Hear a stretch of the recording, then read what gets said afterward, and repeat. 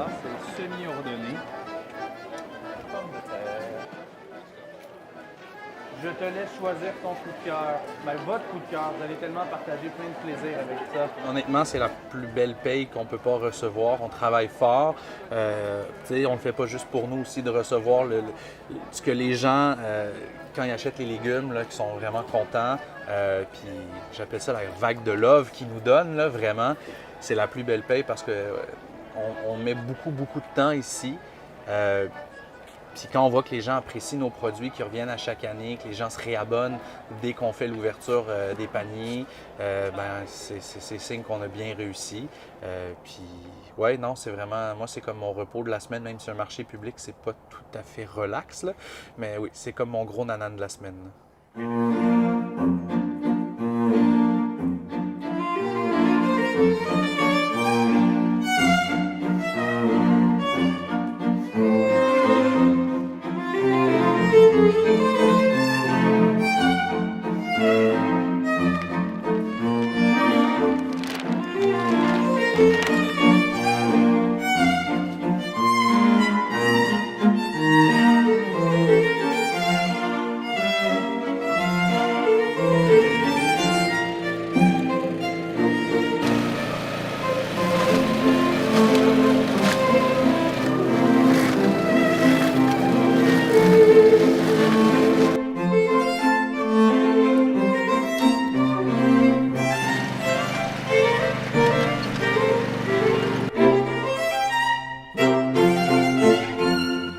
L'idée d'en vivre, tout le monde me disait, ben ça n'a pas de sens, c'est trop petit pour en vivre, tu ne pourras jamais arriver à faire une entreprise avec ça.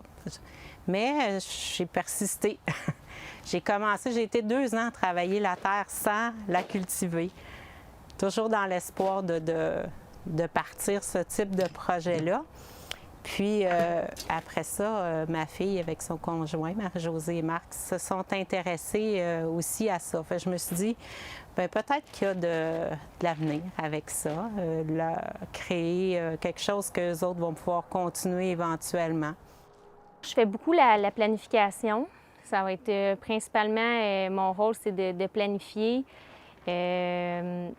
Ce qui va se faire, quand il faut le faire.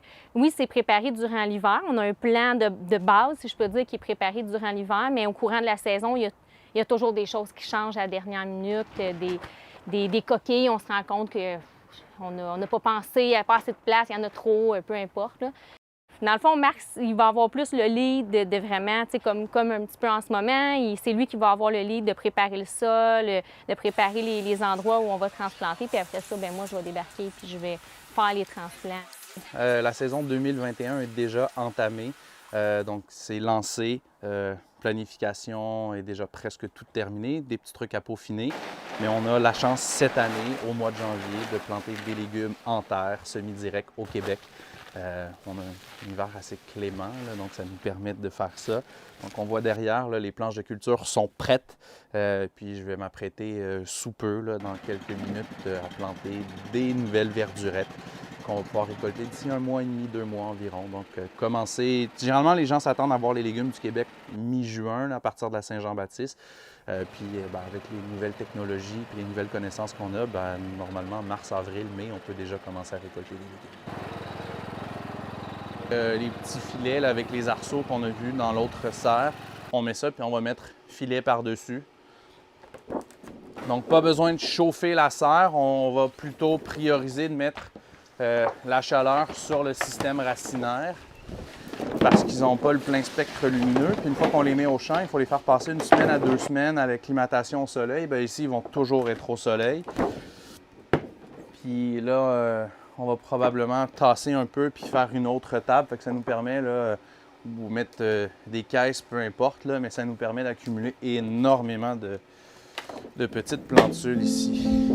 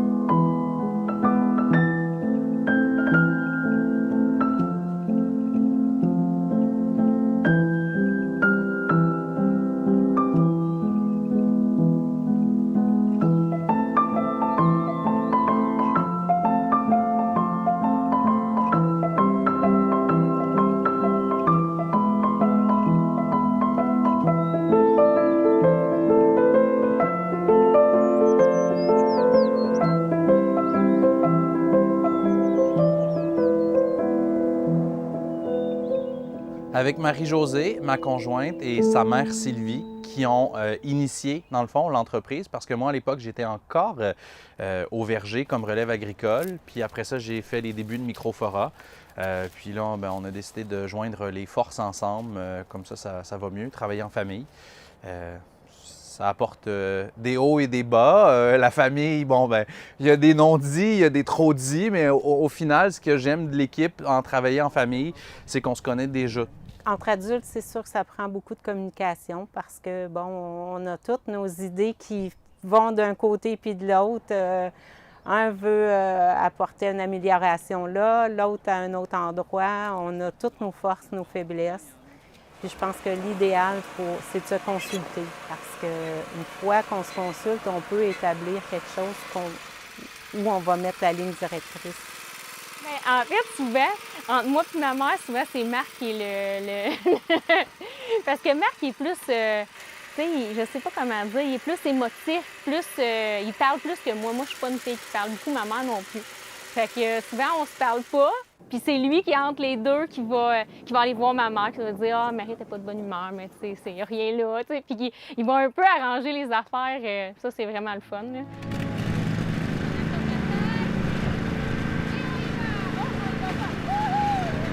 On a 2 jeunes filles, Angélie et Olivia, de passer du temps avec eux, puis potentiellement d'avoir soit de la relève ou du moins inculquer des valeurs qui nous sont chères, là, soit l'écologie, l'économie de proximité, tout ça. Pour nous autres, c'est super important que les filles soient avec nous, qui nous aident. Ça leur apprend tellement de choses aussi, là. Ça leur apprend beaucoup, beaucoup de choses. Angélie, cette semaine, elle a dessiné un arbre, puis elle a dessiné même les racines. Elle a 5 ans, j'ai trouvé ça, genre, j'étais comme « Wow! Tu sais qu'un arbre a des racines, toi! » Fait que, ouais, c'est vraiment, je trouve ça vraiment important pour elle. Le fait aussi qu'on est justement bio, ça fait que nos enfants, on n'est pas stressés. On le sait que même s'ils ramassent n'importe quoi, que c'est pas lavé, il y a de la terre, mais qu'il n'y a rien de dangereux pour leur santé. Terre-mère n'existerait pas si c'était pas bio. Dans le fond, nous autres, ça n'aurait même pas été envisageable de faire un projet comme ça sans que ce soit bio. On n'aurait même pas pensé le faire autrement.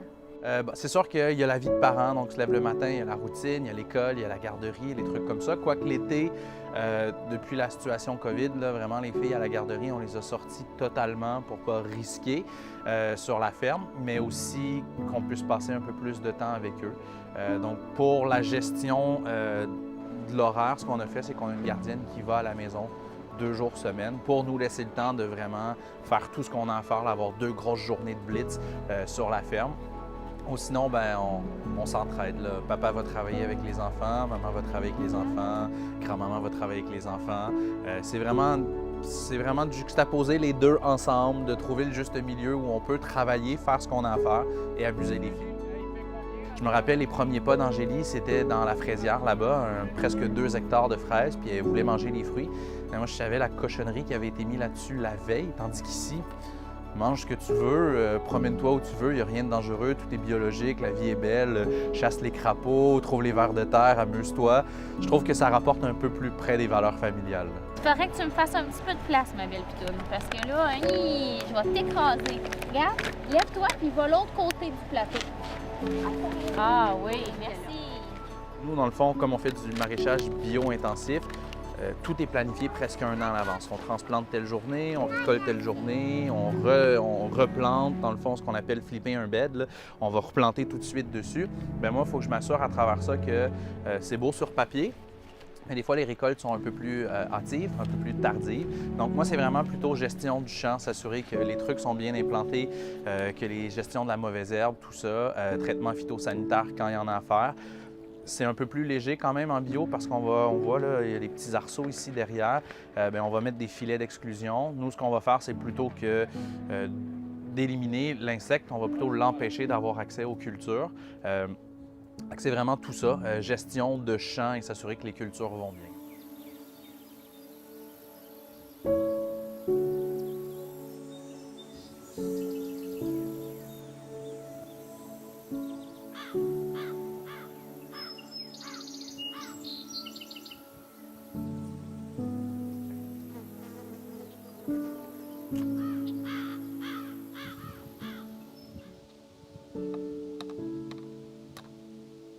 Tout doit être planifié au quart de tour. Qu'est-ce qu'on va mettre dans les paniers? Les commandes de semences, où on va planter. Si on décide qu'on met des ravioles, où on les plante. Faut voir la rotation pour ne pas planter les mêmes légumes sur les mêmes butons année après année. Donc, il faut garder notre sol vivant. Donc, on a une rotation toutes les années. Où on plante quoi, à quelle longueur, combien de semences. Ça progresse tout le temps. Il y a toujours quelque chose de nouveau où on peut aller un petit peu plus loin, pousser les choses un petit peu plus loin pour avoir plus de récoltes, de meilleures récoltes, de meilleurs résultats. Du fait que c'est une entreprise, après tout, là, on est quand même là, on le fait par passion, mais on veut quand même en vivre parce qu'on y met par moment des fois 90 heures semaine chacun. Fait que c'est sûr qu'il faut quand même avoir un retour. Mais oui, sauver du temps, avoir des petites techniques qui vont nous permettre d'aller un peu plus vite, d'être plus efficace. Ça va nous permettre d'en faire plus. Puis non seulement ça va être plus rentable, mais au final, ça va être plus plaisant. Parce que si tu travailles toujours comme un acharné, comme on voit les planches qu'on a ici derrière, sont immaculées, il n'y a pas de mauvaises herbes ou très peu, parce qu'on a développé des petites techniques où on s'est muni d'outils qui vont nous permettre de les effacer ou presque avant qu'elles apparaissent. Tu sais, si tu attends que la mauvaise herbe dépasse tes cultures, tu vas passer beaucoup de temps, tu n'auras pas beaucoup de rentabilité, tu vas finir ta journée, tu n'auras pas le temps de pouvoir avoir fait tout, puis au final, tu n'auras pas de plaisir. Fait que c'est vraiment ça. Nous, la machinerie, au fil des années qu'on a accumulée, je dis machinerie, là, on ne parle pas de tracteur, là, c'est vraiment tout est fait à main, à la limite avec un motoculteur. Bien, c'est tous des trucs qui sont là pour nous sauver du temps ou gagner du temps, ce qui permet au final d'avoir plus de plaisir puis d'en faire plus. Puis quand on en fait plus, on fait potentiellement plus d'argent.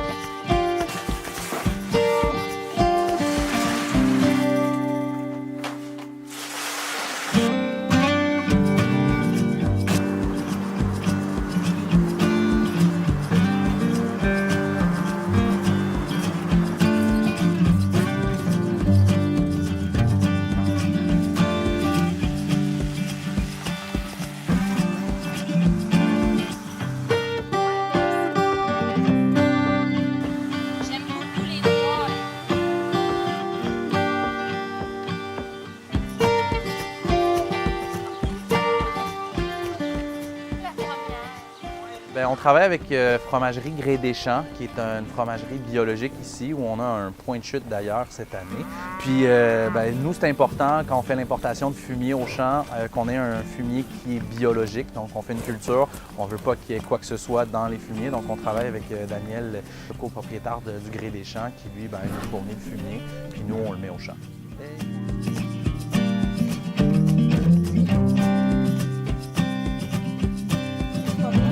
Ça sort, mais tu sais, on est 30 tomates dans la semaine, passer pour tout le monde. Toi, est-ce que tu veux une tomate rouge ou une orange? Rouge. Les gens qui embarquent dans un panier, là, c'est parce qu'ils ont envie Ils ont envie d'avoir un lien avec la personne avec qui ils achètent. Ils ont envie de voir. Je peux vous offrir dans les fines herbes soit basilic, persil ou menthe.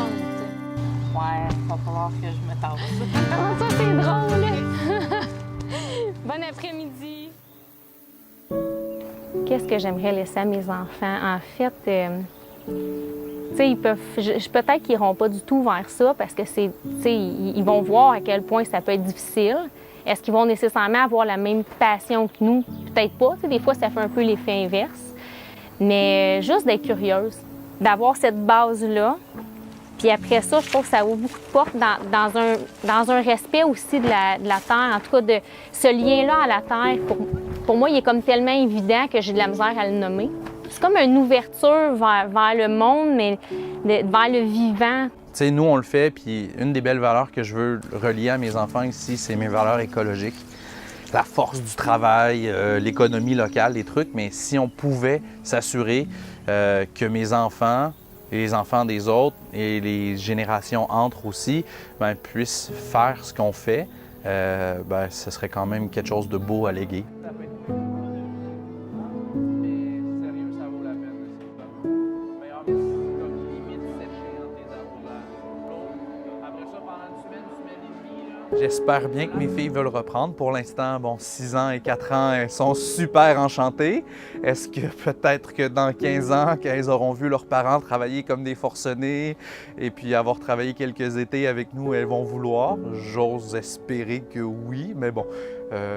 Moi, je suis quelqu'un qui est plutôt passionnel dans la vie, fait qu'elles feront ce qu'elles voudront pour être heureuses, puis ça va convenir à papa. Mais oui, j'aimerais ça. Beaucoup, beaucoup. aux alentours, elle est belle, puis que le bulbe n'est pas.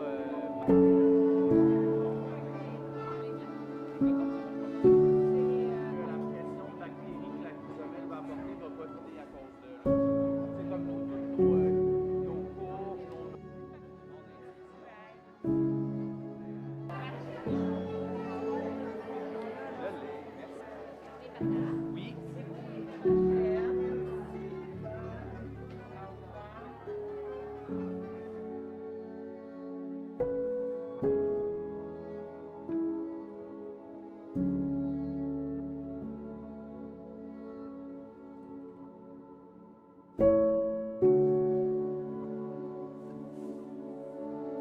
Thank you.